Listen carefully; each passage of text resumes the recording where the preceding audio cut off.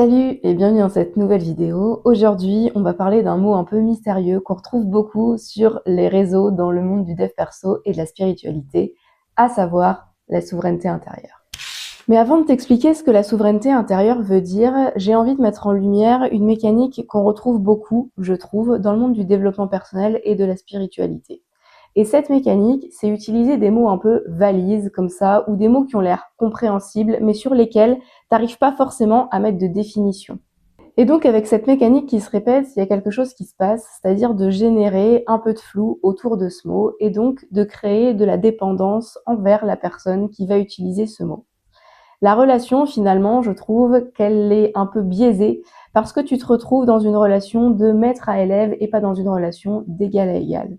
Et c'est aussi pour ça aujourd'hui que j'ai décidé de t'expliquer vraiment ce que c'est que la souveraineté intérieure, pour que la prochaine fois, quand quelqu'un dans le monde du dev perso ou de la spiritualité te sorte ce mot, tu sois capable de savoir exactement ce que ça veut dire.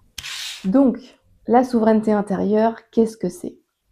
Déjà, il faut savoir que ce n'est pas un terme réservé à une élite qui a fait 10 ans de travail sur soi ou à des gourous spécialisés dans la spiritualité. La souveraineté intérieure, c'est un état d'être.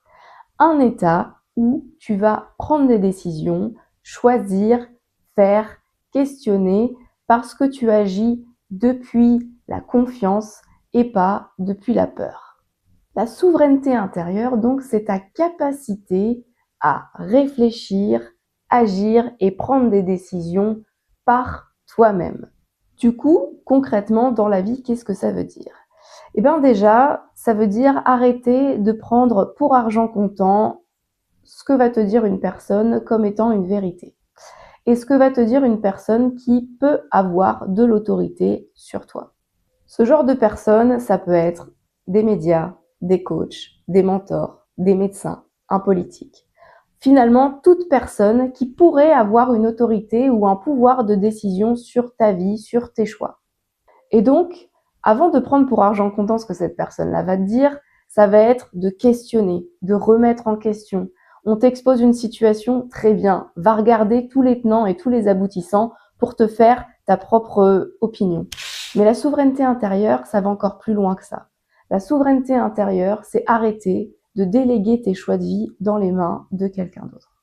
Tout ce qui touche à ta santé, ta voie professionnelle, tes relations, tes choix, tes prises de direction. Tout ça, c'est toi. Et donc, obéir à un médecin qui te soutient mordicus que pour ta santé, il faut faire telle et telle chose, alors que tu sens dans ton corps que non, ce n'est pas la bonne solution. Ou alors, aller voir une cartomancienne ou une médium pour savoir si oui ou non tu dois rester dans cette relation, si oui ou non tu dois déménager ou alors changer de voie professionnelle, ça, c'est typiquement un acte de perte de souveraineté. Alors attention, je suis pas en train de te dire que d'aller voir une médium pour aller consulter à un moment de ta vie, c'est quelque chose qu'il faut pas que tu fasses.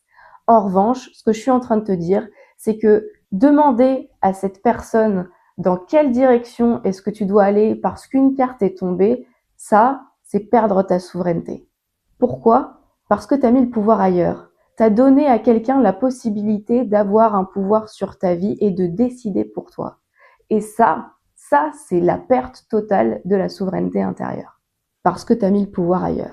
Et la vraie question à se poser, c'est pourquoi tu as décidé de faire plus confiance à quelqu'un d'autre qu'à toi pour savoir ce qui est mieux pour toi. Et bien ça, on va en parler, parce que c'est une mécanique qui est assez intéressante. Cette mécanique de ne pas se faire confiance et de préférer faire confiance à une autorité plutôt qu'à soi, elle commence dès l'enfance.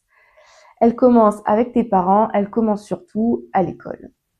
Ben oui, tu te rappelles quand tu as voulu remettre un petit peu en question le point de vue d'un prof parce que tu avais vu autre chose et du coup tu l'as questionné. Eh ben t'es insolente. Quand tu poses trop de questions à tes parents, aux profs, t'es chiante.